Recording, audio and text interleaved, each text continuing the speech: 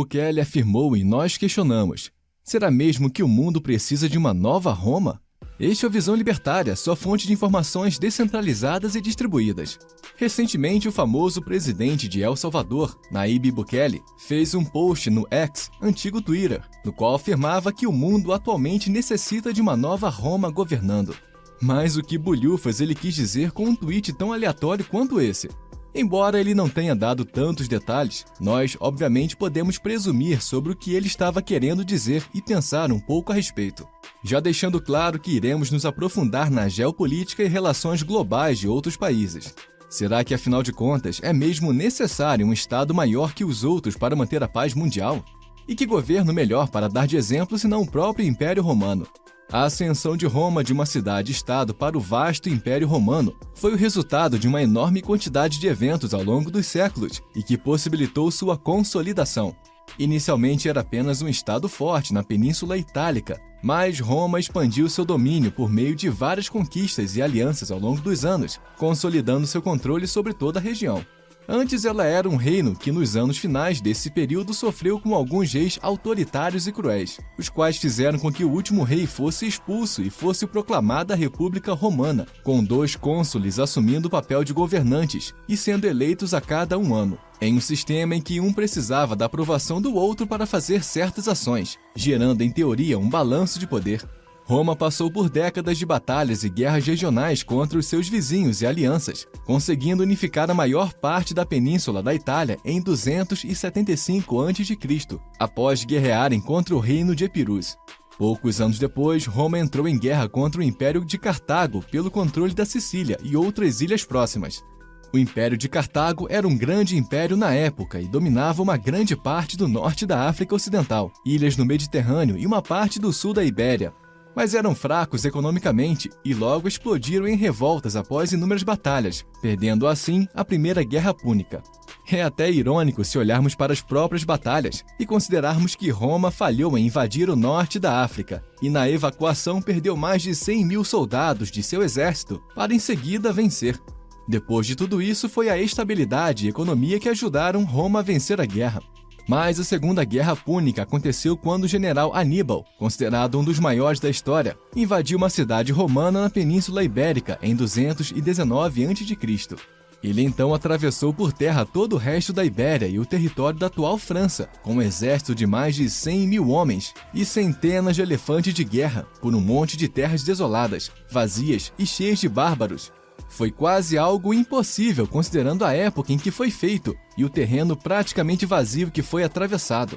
Aníbal perdeu quase metade de seus homens, mas aterrorizou os territórios romanos, obrigando o exército romano a adotar a estratégia fabiana, que consistia em evitar confronto direto com o exército de Aníbal e esperar ele esgotar seus recursos.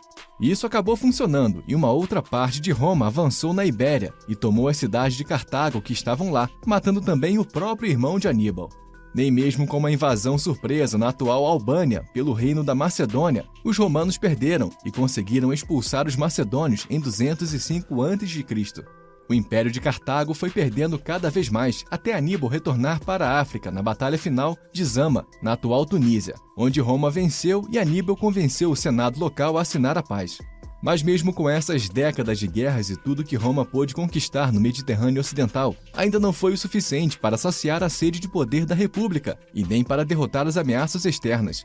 Isso porque o reino da Macedônia, junto com outros impérios do Oriente Médio, era uma ameaça constante na visão de Roma. E após várias guerras, em 146 a.C., Roma anexou completamente a região da Grécia. Mas essa anexação gerou um efeito reverso e a cultura grega influenciou muito no resto dos territórios de Roma, sendo construídos os famosos aquedutos e o tão icônico Coliseu de Roma. Após isso, houve ainda o surgimento de um governo dos militares romanos para tentar estabilizar a República, o que levou à ascensão de Júlio César, que mesmo tendo sido traído e assassinado, influenciou diretamente os outros imperadores romanos e as guerras por poder que se seguiram com os triunviratos. O Império Romano, depois de muito tempo, ainda foi dividido entre o Império Romano do Ocidente e o Império Romano do Oriente, que ficaria conhecido como o Império Bizantino, enquanto que o primeiro não duraria muito e seria pouco depois invadido pelos bárbaros e povos germânicos, que fundaram assim o Sacro Império Romano Germânico. Depois disso tudo, vemos toda a trajetória que Roma passou de uma república expansionista a um império, que embora não tenha durado séculos, teve influência na cultura mais de 1000 anos após a sua queda.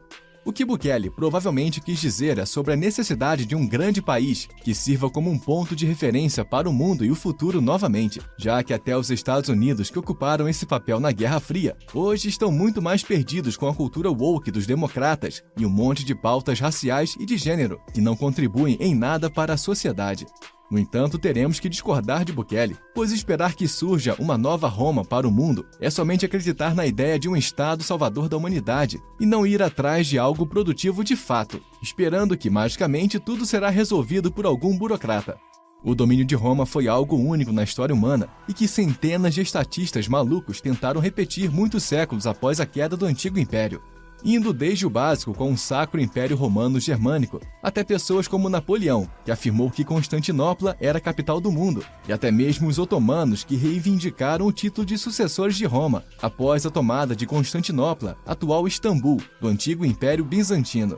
Até mesmo alguns czares russos afirmaram que a Rússia era a terceira Roma, pela influência da religião ortodoxa no país, que veio da influência da Igreja grega, além de seu tamanho e expansão comparáveis ao Império Romano. Nem o ditador bigodudo da Alemanha deixou de fora essa ideia, e embora não necessariamente quisesse que uma Roma italiana fosse forte, ainda admirava implicitamente todo o poderio de Roma. Todos conhecem a famosa ideia de Hitler sobre criar uma hegemonia da cultura alemã, e a ideia do mesmo de que o Reich deveria durar mais de 1000 anos, tal como Roma. Isso tudo só mostra o quanto Roma foi influente e se tornou uma grande lenda e sonho de todo grande estatista, um império mais forte do que todos de sua época e que cultua seus imperadores como grandes heróis. Embora a história não se repita sempre, ela costuma rimar, então vai saber o que o futuro nos reserva, não é mesmo?